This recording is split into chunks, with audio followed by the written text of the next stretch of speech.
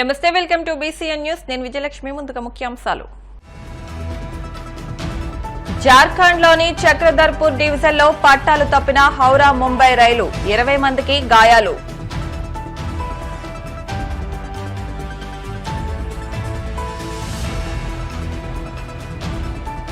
వైద్య సేవలను మెరుగుపరచాలన్న మంత్రి సత్యకుమార్ యాదవ్. గత ప్రభుత్వం వ్యవస్థలను నాశనం చేసిందంటూ ఆరోపణ.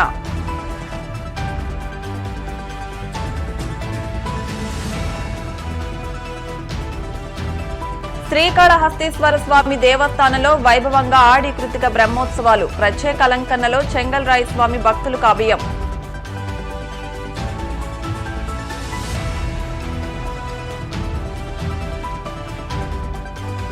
భారీ వర్షాలతో కేరళ అతలాకుతలం. వాయనాడు జిల్లాలో కొండ చర్యలు విరిగిపడి 20 మందికి పైగా మృతి. దేశంలో రైలు ప్రమాదాలు ఆగడం లేదు. కొన్నేళ్లుగా వరుస రైలు ప్రమాదాలు జరుగుతున్న విషయం తెలిసిందే. ఈ వరుస రైలు ప్రమాదాలతో రైళ్లలో ప్రయాణించాలంటేనే జనం వణికిపోతున్నారు. ఈ క్రమంలోనే మరో రైలు ప్రమాదం చోటు చేసుకుంది. జార్ఖండ్లోని చక్రధర్పూర్ డివిజన్లో హౌరా ముంబై రైలు పట్టాలు తప్పింది. మంగళవారం తెల్లవారుజామున జార్ఖండ్లోని సెరేకెలా కర్సావాన్ జిల్లాలో ముంబై హౌరా రైలు 10 బోగీలు పట్టాలు తప్పడంతో 7 వ్యక్తులు తీవ్రంగా గాయపడినట్లు అధికారులు తెలిపారు.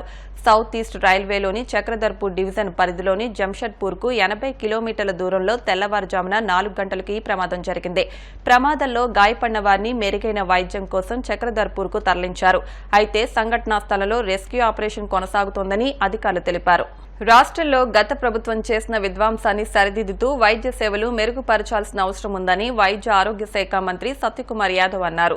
పేదలకు వైద్య సేవలతో పాటు వైద్య విద్యార్థులకు బోధనలో నాణ్యత లోపించిందన్నారు.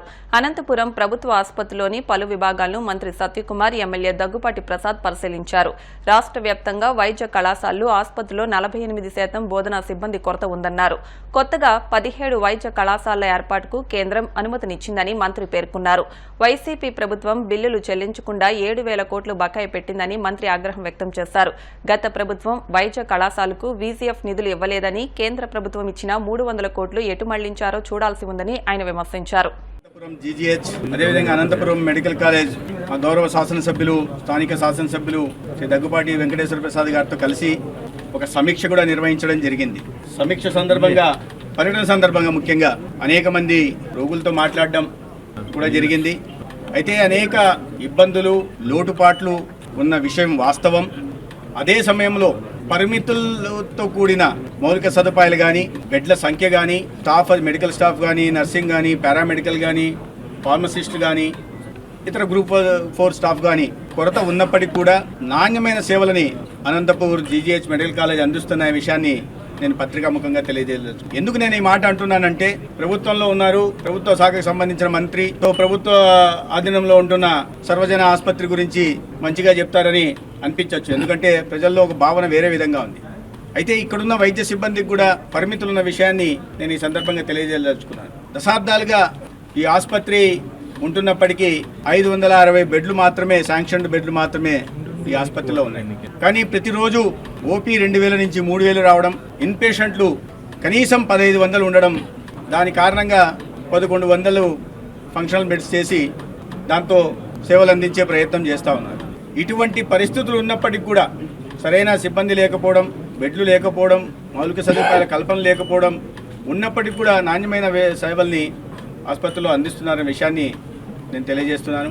వస్తున్న పేషెంట్లకి ఇబ్బందులు కలుగుతున్న మాట కూడా వాస్తవమే. రాజకీయాలు నేను మాట్లాడట్లేదు, కానీ ఎప్పుడో 2019లో మెటర్నిటీ చైల్డ్ హెల్త్ గురించి, చైల్డ్ హెల్త్ బ్లాక్, దానికోసం 300 కోట్లు కూడా మంజూరు అయితే ఈ నాటికి పునాది కూడా వేయలేదంటే గతంలో ప్రభుత్వం పేదల ఆరోగ్యం గురించి, ప్రజా ఆరోగ్యం గురించి ఎంత మాత్రం చిత్తశుద్ధితో పనిచేస్తుందో మనం అర్థం చేసుకోవాలి. R&Bకి సంబంధించిన 2 ప్రభుత్వ ఆధీనంలో ఉన్న సంస్థలు, R&Bకి సంబంధించిన ప్రభుత్వ సంస్థని ప్రభుత్వ ఆసుపత్రికి కేటాయించడం, వాళ్ళు పనులు మొదలుపెట్టి ఆ బిల్డింగ్ని ఎప్పుడో 5 సంవత్సరాల్లో ఎప్పుడో పూర్తి చేసి ఉండాలి. అది చేసి ఉంటే ఇవాళ 40 బెడ్లు SNCUలో ఉన్నాయి. సగటున ప్రతిరోజు 65 మంది వస్తున్నారు. సో ఆ సందర్భంలో ఒక్కొక్కరికి 2 బెడ్లు ఇచ్చిన మాట కూడా వాస్తవమే. అయినప్పటికీ కూడా ఆసుపత్రిలో మంచిగా నిర్వహణిస్తూ, నవ్వుతూ, మాట్లాడుతూ ఇవాళ సిబ్బంది పైనుంచి కింది దాకా రోగులకు సేవ చేస్తున్నారు. అదే ప్రభుత్వం వైపు నుంచి గతంలో 5 సంవత్సరాల్లో దాన్ని పూర్తి చేసి ఉంటే MCH బ్లాక్ని, సర్జికల్ బ్లాక్ను కూడా ప్రభుత్వం గతంలో 2020లో మంజూరు చేసింది. దాన్ని పనులు మొదలుపెట్టి 4 సంవత్సరాలు దాటిపోయింది, కానీ ఇప్పటికి కూడా ఇంకా బేస్మెంట్ దశలోనే ఉన్నాయి. అది పూర్తయితే 1500 అదనపు బెడ్లు ఆధీనంలోకి వచ్చాయి.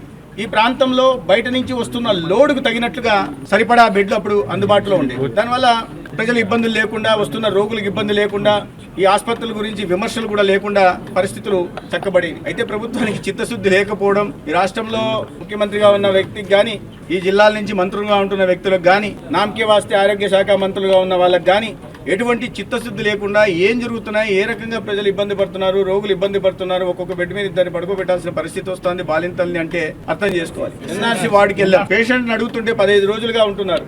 మాల్ న్యూట్రిషియస్ పిల్లల్ని అన్ని రోజులుగా పెట్టి ఆ వార్డులో బొమ్మలు పెట్టి తల్లికి బిడ్డలకి న్యూట్రిషియస్ ఫుడ్ అందిస్తూ ఉన్నారు. తల్లులు కూడా సంతోషంగా ఉన్నారు.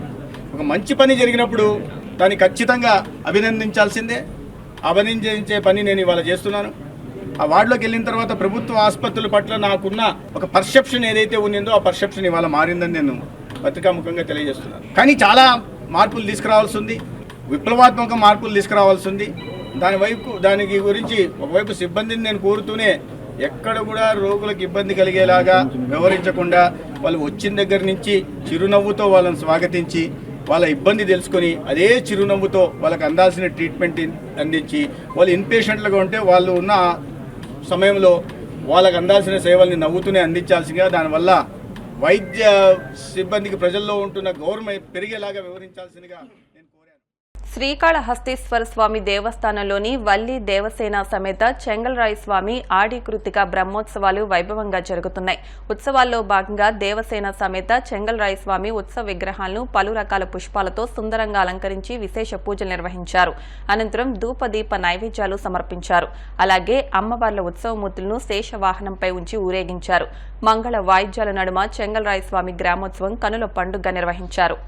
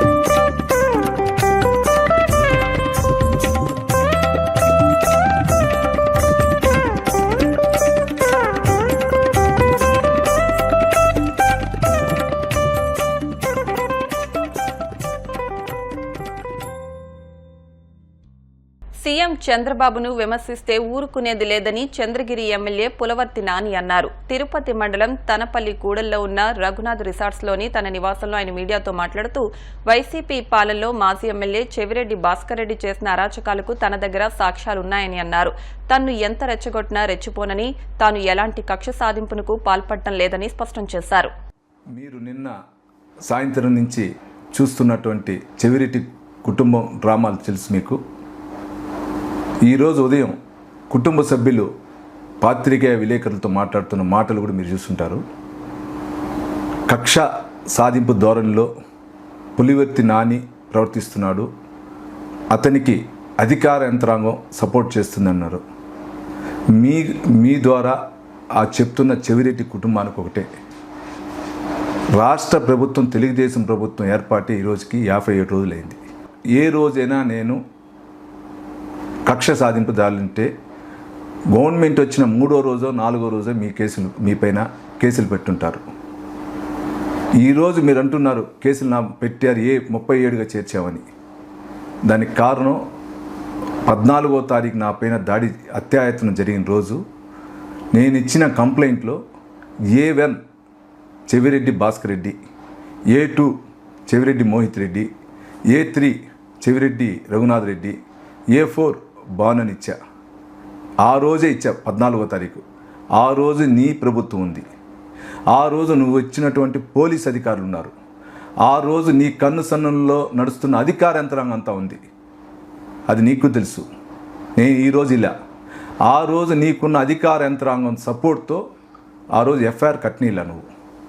ఈరోజు మీరు అంటున్నారు 37 కానీ ఆ ఎఫ్ఐఆర్ నేను ఇచ్చినటువంటి కేసుకు సంబంధించిన దీంట్లో చూస్తే ఎవరి పేర్లు ఇచ్చారో అందరికీ తెలుసు, మీకు కూడా తెలుసు ఆ విషయం. 24 గంటలు తప్పుడు సమాచారాలు, తప్పుడు మాట్లాడేదే ఆ కుటుంబం, మీ కుటుంబం. ఆ ప్రవర్తన మానుకోండి. నువ్వు కానీ నీ కుమారుడు కానీ నీ తమ్ముడు కానీ హత్య చేయాలని ఉందా? అంటే హత్య చేసే అంత స్థాయి ఉన్న వ్యక్తి విదేశాల్లో చదివితే కూడా వదిలేయాలని ఉందా? ఆలోచించు భాస్కర్ రెడ్డి గారు. నేను ప్రజల పక్కన ప్రభుత్వం పైన పోరాటానికి సిద్ధం, దేనికైనా సిద్ధం అని. భాస్కర్ రెడ్డి గారు, పోరాటాలకి నేను ఎప్పుడు భయపడను. నేను ఏ విధంగా పోరాటం చేసే ఈరోజు నేను ఈ ఎమ్మెల్యే స్థాయికి వచ్చా. ప్రజల పక్షాన దేనికైనా పోరాడతా. ఈ 57 రోజులు నేను నా యొక్క అధికారాన్ని అడ్డం పెట్టుకుని నేను పోరాడలా. ప్రజల కోసం, ప్రజల సేవ కోసం పోరాడా. ప్రజలకు కావాల్సినటువంటి అవసరాల కోసం, ప్రజలకు కావాల్సిన మౌలిక వసతుల కోసం పోరాడుతున్నాను తప్పించి అధికార యంత్రాంగం తిరుగుతున్నాను కానీ నా స్వయం దీనిపైన ఎప్పుడు తిరగల. నువ్వు ఈరోజు అంటున్నావు నీ కొడుకు కోసం ఈరోజు రోడ్డుకు వచ్చావు. అన్యాయంగా 6 మందిని, సంబంధం లేని వ్యక్తిని ఆ రోజున్న పోలీసు అధికారులు కేసులు పెట్టారు. జగమెరిగిన సత్యం. ముఖ్యంగా చంద్రగిరి నియోజకవర్గం కానీ, చంద్రగిరి నియోజకవర్గం ఆరుకున్నటువంటి తిరుపతి నియోజకవర్గం ప్రజలకు అందరికీ తెలుసు. వారి కోసం ఎందుకు నువ్వు పోరాడలా? వారి కోసం పోరాడుంటే నువ్వు నిజాయితీపరుడు అనుకుంటావు. ఆ రోజు ఎందుకు నువ్వు పోరాడలా? అంటే నీ కొడుకు, నీ కుటుంబానికి ఒక ఆదరణ, బయట వ్యక్తులకు తప్పుడు కేసులు పెట్టిన వాళ్ళకి ఒక ఆదరణ. ఆలోచించు భాస్కర్ రెడ్డి. నువ్వు మీ చంద్రగిరి నియోజకవర్గం ప్రజల తరపున, మీడియా ప్రతినిధుల తరపున ప్రతినిధులందరికీ పేరు పేరున విన్నపం, నేను ఎక్కడ కానీ కక్ష సాధింపు పోను. ఇప్పుడు కాసేపు ప్రకటనలు.